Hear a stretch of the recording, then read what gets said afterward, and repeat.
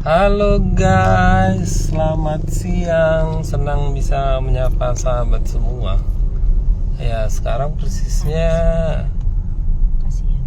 tengah hari ya, hampir pukul 12. Kami masih dalam perjalanan menuju Pantai Carita dari Cilegon, persisnya The Royal Krakatau Hotel tempat kami menginap. Ya, seperti kemarin tempat wisata Pantai Carita ini ya, Anyer sekitarnya juga macet ya guys. Ya begitulah kalau musim liburan Lebaran ini, di mana-mana macet. Ya, kami memilih berlibur walaupun hanya hari Rabu sampai Jumat besok ke Anyer ini karena melihat di sini nggak terlalu macet, tapi ya macet juga, cuma ya nggak parah-parah amat lah ya. Jadi sekarang kami kira-kira hanya 15-an kilometer lagi sampai ke Karangbolong. Jadi rencananya kami langsung saja ke pantai yang terjauh dari Cilegon tempat kami menginap. Nanti sambil mundur balik ke hotel. Ya, kami sekarang persisnya berada di Direktorat Jenderal Hubungan Laut Cikoneng tadi ya ini ya. Jadi di sini menara mercusuar yang dikelola oleh Dirjen Perhubungan Laut ya, untuk memonitor keselamatan pengunjung di sekitaran pantai ini, dan juga tentu saja memonitor situasi laut ya, ombak, selalu lintas di laut juga. Ya iyalah, itu tujuan mercusuar di ini si ibu ini. Jadi ini supir dua. Tadi saya meminta ibu ini yang nyetir karena jalanan macet. Sementara saya sambil menikmati, bukan menikmati lah, sambil menapaki jalanan macet. Si ibu ini yang nyetir. Saya memposting beberapa video pelayanan musik Matthews Music ke channel YouTube Matthews Music and Voice. Jadi ada beberapa dijual nih. Mau beli rumah hantu. Jadi beberapa pelayanan musik yang kami lakukan beberapa waktu yang lalu udah cukup banyak, belum diposting di channel YouTube Matthews Music and Voice sebagai media komunikasi ya, media komunikasi dengan konsumen. Ya, kembali ke topiknya ini ya guys. Jadi ini cukup macet ya. Jadi kita memang harus sabar, apalagi cuaca agak panas ini karena memang udah tengah hari. Nah, ini perilaku mobil, ada yang nyelip dari bahu jalan, bukan, sebetulnya nggak ada bahu jalan ya, cuma kalau motor sih masih mending dari sebelah kiri ini kan, tapi tadi ada beberapa mobil nyelonong dari sebelah kiri, memanfaatkan, sebetulnya bukan memanfaatkan, memaksakan diri lah ya dari jalanan sebelah kiri ini. Apakah sahabat yang berlibur di satu tempat juga mengalami kemacetan sedemikian? Ya, namanya juga orang tumplek ke tempat wisata ya. Jadi ya walau bagaimanapun kita nikmati saja. Ini Hotel Mambruk Hotel and Convention.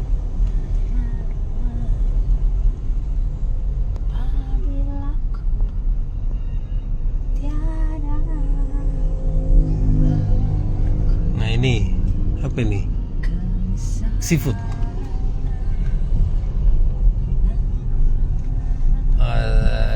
Mobil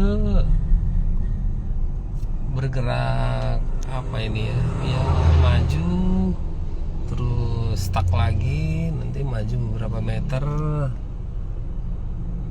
Kami memutuskan langsung ke tempat yang paling jauh saja, Pantai Karangbolong, sambil melewati cuaca yang agak terik. Nanti dari sana istirahat, mungkin makan siang juga, dan dari sana mundur ke arah Cilegon, tempat kami kembali menginap di The Royal Krakatau Hotel. Dan tentu saja memberikan kesempatan bagi Bang Matthew ini tidur pulas. Mana dia ini? Kalau kawan ini itu loh guys, enaknya gimana, nggak gendut, makan oke, tidur oke, di toel juga nggak berasa. Ya, di sebelah kiri ini ada, ini kayaknya penginapan juga ya. Iyalah, ini L4 L3 yang di atas kayak homestay gitu kali.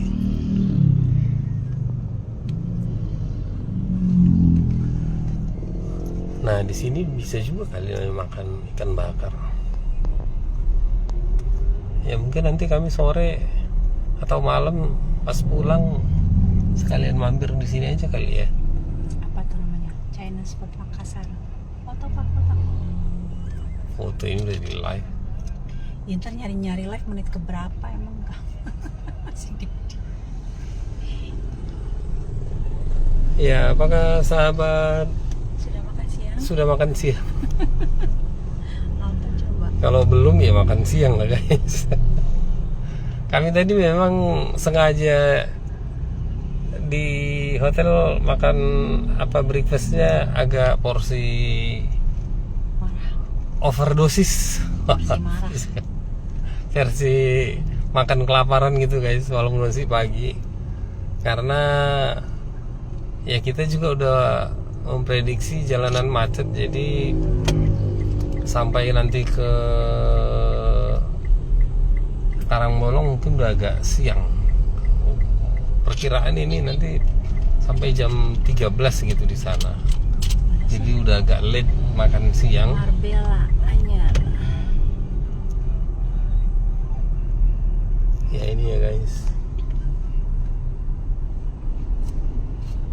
Ya sebetulnya sih kalau pantai ini, berwisata ke pantai ini lebih kurang sama lah ya setiap pantainya.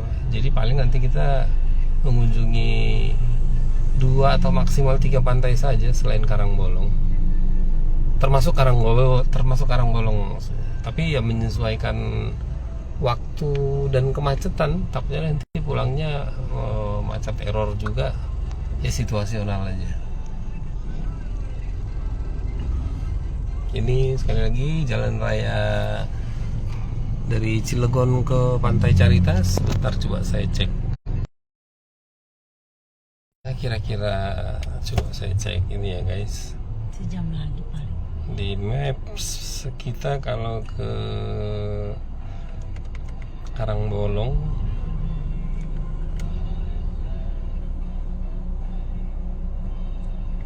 Pantai Karangbolong, sebetulnya jaraknya hanya, kalau menurut Google Maps ini jaraknya hanya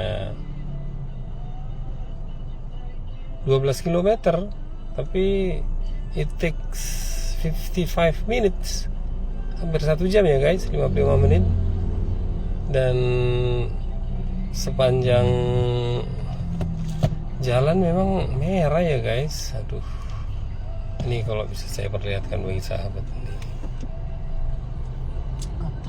hanya 12 km tapi macet begini. Nah ini kembali lagi ada beberapa mobil angkot yang memaksakan mengambil sisi jalan. Ya ini sebetulnya yang sedemikian ini menurut saya sih ya kebiasaan orang. Nah, ini dijual nih. Lihat nggak?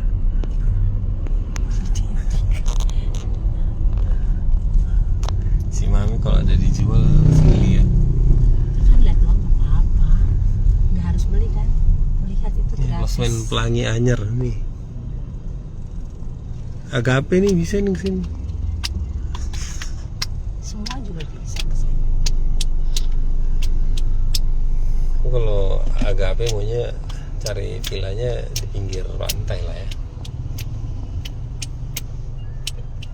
Nah ini ya guys, angkot-angkot ini udah kebiasaan perilaku dalam berkendara.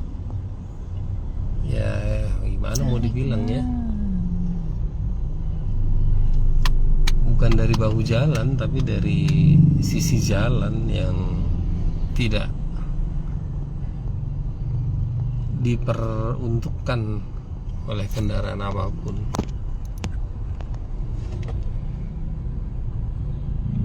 Jadi sampai di depan sana malah jadi tercipta 2 jalur.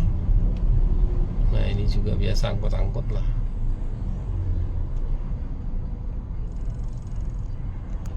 Ada rumah makan Padang. Ya oke, sahabat semua, saya rasa demikian aja ya sejauh ini. Kita sampai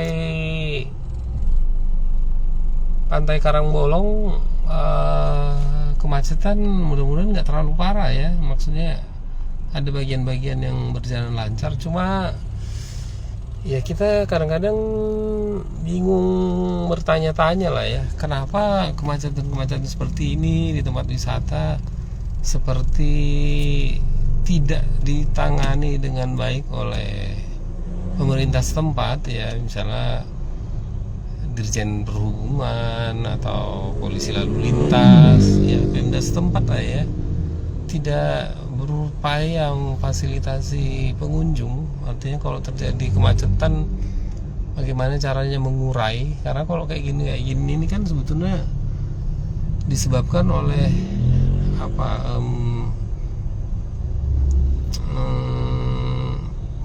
parkir atau ngetem angkot atau kendaraan di sembarang tempat, sehingga membuat jalanan jadi tersendat, terhenti gitu. Jadi mestinya kalau udah seperti ini kan semua pejabat berwenangnya turun untuk mencairkan kemacetan gitu. Jadi jangan sampai ada kendaraan yang terparkir sehingga membuat jalan sempit dan menghentikan arus lalu lintas gitu. Ya kan mereka mau liburan juga gitu. Ya nggak ada istilah liburan besok aja udah selesai musim apa ini. Atau misalnya dibuatkan dari sana jalan alternatif gitu ya, jalan alternatif lingkar luar Anyer mungkin. Nah, jadi orang-orang bisa menjangkau tempat wisata meskipun pada musim puncak liburan seperti ini. Ya, itulah gunanya pemerintah setempat ya, untuk memfasilitasi warga, memfasilitasi tempat-tempat tujuan wisata agar mudah dijangkau oleh wisatawan. Karena kan wisatawan ini, meskipun wisatawan lokal ini kan pasti menambah devisa ya bagi pemerintah setempat. Tapi ya harus difasilitasi lah, kalau mungkin sampai harus dimanjakan gitu. Pantai Pal Anyer ini sebelah kanan guys. Gitu. Jadi gimana caranya lah ini untuk pemerintah setempat ini harus greget gitu. Kita kan berpikir nggak mungkin masalah apapun tidak terselesaikan. Kalau harus menurunkan beberapa aparat untuk mencairkan kemacetan di satu titik yang menghambat arus lalu lintas, ya diturunkanlah sebanyak mungkin. Saya sering memerhatikan kalau di puncak lah ya, di puncak ini kemacetan parah itu sebetulnya disebabkan oleh mohon maaf, izin 1000 kali maaf. Mulai deh yang kritik deh.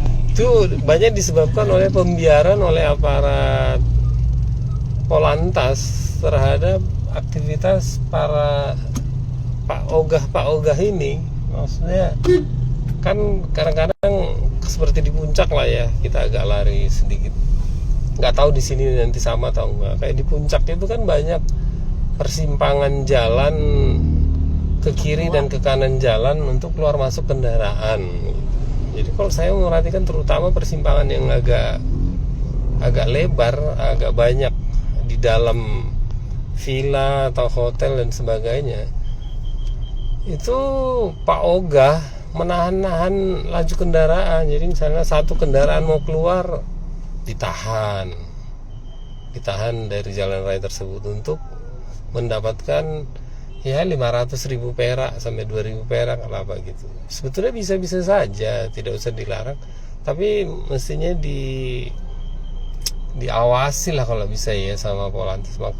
Jadi setiap kendaraan itu dibiarkan dulu ngantri sampai 20 kendaraan menunggu.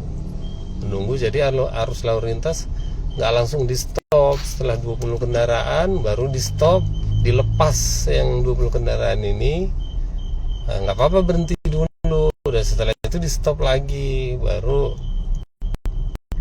lancar lagi gitu. Nanti kalau setiap satu kendaraan ditahan, di stop, keluar dia masuk, belum lama datang lagi satu kendaraan, di stop lagi gitu. Nah itu yang membuat kemacetan kalau saya lihat. Nah jangan-jangan di sini begitu juga, tapi kalau saya lihat sih kalau di sini nggak banyak persimpangan berarti masuk kendaraan dari kiri dan kanan jalan. Tidak seperti di puncak sana, karena di kiri kanan jalan kan banyak penginapan, villa, hotel, homestay dan sebagainya.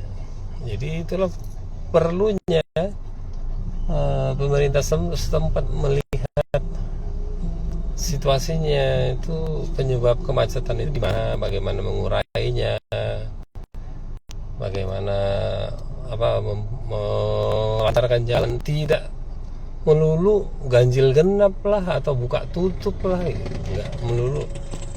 Kalau saya bilang sih rekayasa lalu lintas ganjil genap dan buka tutup itu solusi yang yang enggak mau gampangnya saja gitu kan. Kalau ganjil genap udah tinggal periksa ganjil, yang waktu tanggal ganjil yang genap suruh putar balik. Nah, tapi tidak melihat solusi secara keseluruhan. Mending mengawasi setiap persimpangan itu, bila perlu ya dididik lah gitu Pak Ogah itu, jangan menyetop laju kendaraan di jalan raya utama itu demi melewatkan hanya satu mobil gitu, satu kendaraan, karena kan itu menahan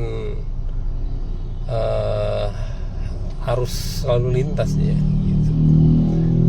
Ya seperti ini kemarin juga kabarnya begini macetnya, nggak tahu ini kenapa seperti ini dan solusi apa yang dilakukan saya pun nggak tahu. Apakah nanti yang gampangan saja buka tutup seperti itu? Tapi mestinya cukup, kalau menurut saya sih cukup melihat di mana titik kemacetannya yang menahan laju arus lalu lintas. Di situ aja diselesaikan, diturunkan beberapa aparat. Ya oke guys, nanti saya kebanyakan ngoceh pula. Karena beginilah macetnya. Jadi sabar-sabar ya guys. Saya kembali melanjutkan aktivitas saya tadi, yaitu memposting beberapa video pelayanan musik kami yang harus saya download dari Facebook saat streaming, karena sekarang di Facebook untuk postingan live streaming dibuat Tidak ada sama. kebijakan apa membatasi jangka waktu penyimpanan video live streaming hanya 30 hari. Jangan-jangan udah penuh Facebook ya, makanya. Jadi harus di-download dan saya upload lagi ke channel YouTube Medis Music and Voice. Oke, sehat semuanya lah. Happy kita dalam keadaan apapun. God bless you. Bye.